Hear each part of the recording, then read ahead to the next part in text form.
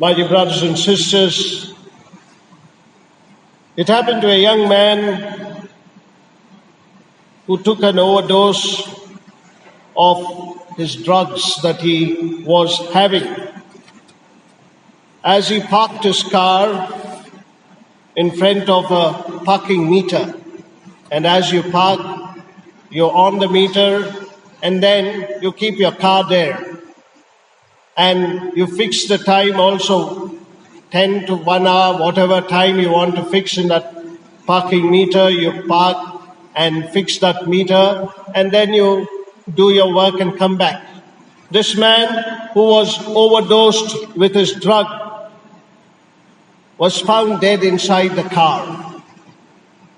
And they could not really do anything, but since he was inside his car, parked in that place with that meter running, and when they found him dead, they also found on the meter time expired.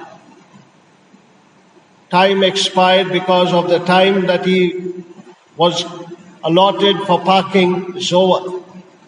True indeed, my dear brothers and sisters, everybody's time expires. Your time expires, my time expires. Every moment there is a part of things that pass away and the new things come. Therefore you find Luke's gospel speaking about the end of the world. He writes very beautifully about the end of the world, and the church does indeed believe the end of the world. The church does believe in the second coming of Christ.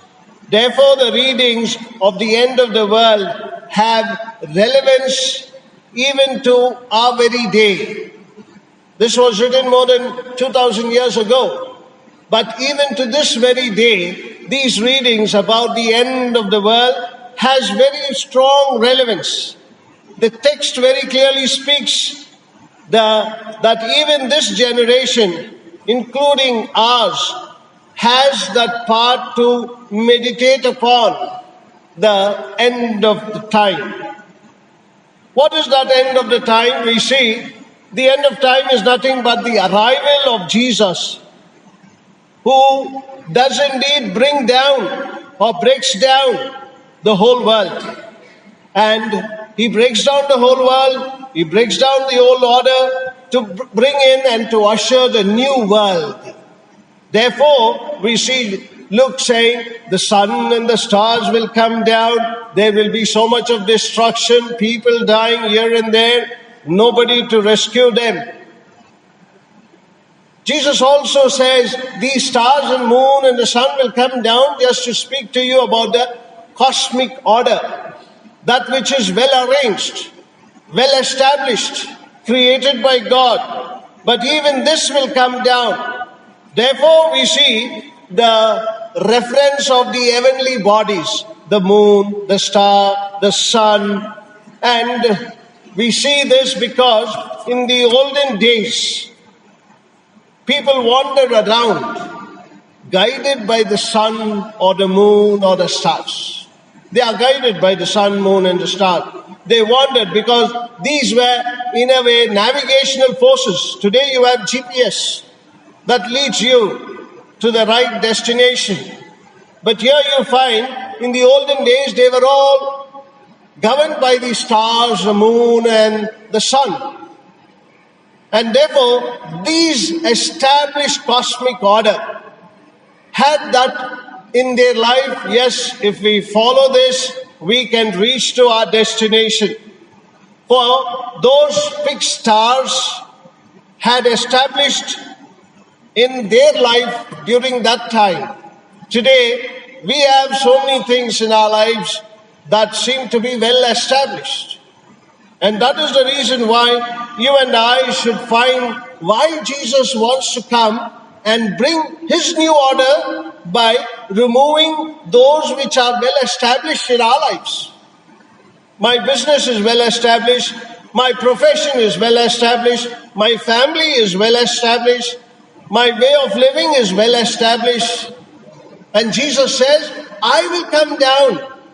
My second coming is to in a way, demolish all these established way of life of yours. Because now you will take up my new order, the new world that he is going to take you to. Therefore, Luke, in a way, frightens us by the stars and the moon and the sun. When we see Jesus Christ coming in to say that all that you have established in the world is for you to live as long as you live in this world. But my second coming, all this has to go away. All this has to disappear. Because I'm going to usher in the new order, which will be forever for you. Therefore, my second coming is a fixed part. And like, for example, when Jesus says, you have your life to live, but when I say take up your cross and follow, he is giving you a new order. I have a different life to live. I have my own way of living. But when Jesus comes into my life and says, you have to take up your cross and follow me, I have to give up that old order. I have to give up my old past and then take up the new life. This is exactly what we understand on the very first Sunday of Advent, that Jesus comes to become the new order in his second coming. He gives himself. Therefore, he says now, I am that moon, I am that star, I am that sun that will come down. And you have to take up my life, because I will be that moon for you, I will be that star for you, I will be that sun for you. And that is how you will make yourself. The breakdown will come very soon. But is it easy for us to accept? Or am I ready to accept? Can I accept this new order? That is why it's sometimes difficult to rearrange the entire system of my life, that which is well established in me. And I cannot give up certain things to rearrange my life. We have already fixed our own selves. My family, I'm going to have so many children, I'm going to be settled here, and I'm going to make my life like this.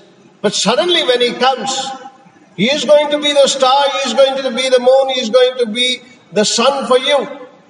He is going to be your everything. Therefore, at that time, all that you have established, are you ready to push it aside and take up Jesus? Then he says, if you can't take up that, what today's gospel reading tells us is, you will go through that clamor, the oceans, men dying of fear as they await the menace of the world, the powers of heaven will be shaken. But he says finally, when these things happen, suppose Jesus Christ is going to come as the moon, as the sun, as the star to usher in the new order. What are you supposed to do? It says, stand erect, hold your heads high, because your liberation is near at hand. Finally, he also says that all this will shake you up. But what am I supposed to do if that is going to shake me up? It is going to shake you up so that you may stay awake. It is going to shake you up so that you may start praying at all times, having that strength to survive when all these things happen. What am I supposed to do then? I'm supposed to stand in confidence before the Son of Man. That's all. That is my re-established self, because of Jesus, who is assuring me the new order of life. And when he is ordering me the new order of life, I'm going to also stand there awake, allowing what is going to happen with confidence before the Son of Man. That is nothing but hope. Hope that you will stand before the Son of Man. Jesus has instilled in each and every one of you enough hope by his ministry It is for us now to stand before Him and enter into the new order, the second coming of Christ. Amen. Let us all stand for the creed.